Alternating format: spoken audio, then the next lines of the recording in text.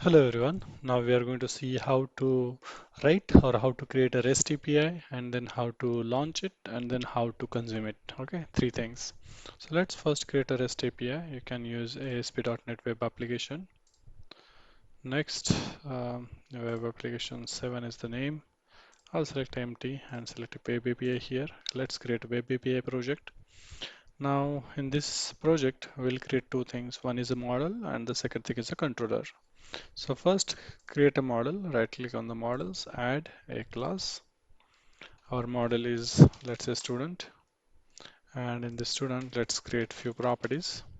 So first create int property ID, then create name property which is a string type, then create another property which is city which is also string type. Okay, so with these properties now we have the model ready. Let's add a controller. So controller is web API to controller empty. Okay, let's give a name student controller. That's a basic convention. Okay, so when you create a student controller, basically you can access a API with the name API slash student. Okay, so for that, let's add a few methods. Okay, to support it. So I'm going to use some ready-made code. So what it does is basically it maintains a list of students, okay, and then it provides a get method. Similarly, we can provide a post and put method as well. Okay, let's make the inclusion of the student.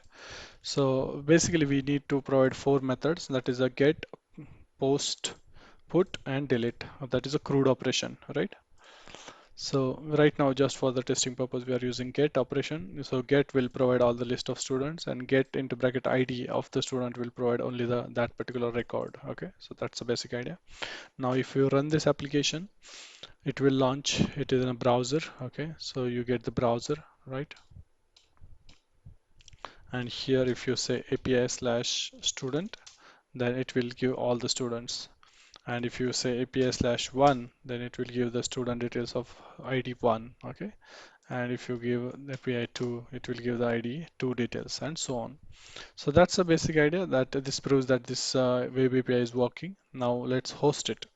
Now how do we host it? We go to inet IIS manager. So in here you can go to sites, default sites. Here you can say add add a virtual directory and you can give some name. I'll give Girish2. Then select the path of your project. So that is a test. That is in test and web application 7, right? That was the application that we created just now. So select that and say OK. Now right click and say convert to application. OK. And now go to right click and say manage application and go to browse. OK.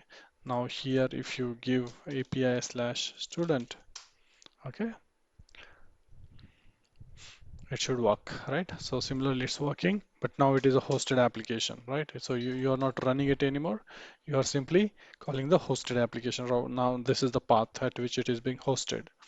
So now this is not needed anymore. So you can close this Visual Studio and you'll see that it is you can still access it, right? So that Visual Studio has no impact.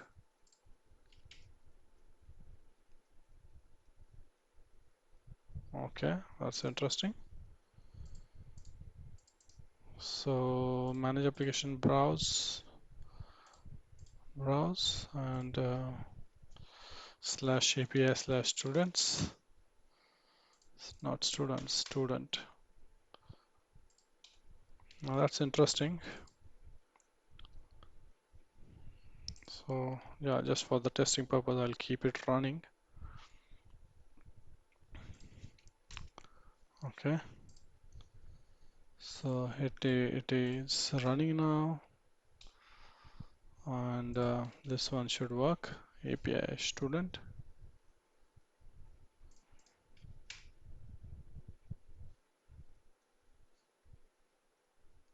So that's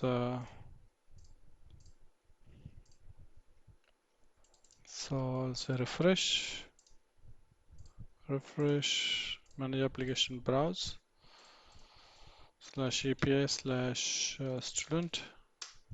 Yeah, it's working now. So let's create another application which will use it. Okay, so create a new project and create a WPF application next. And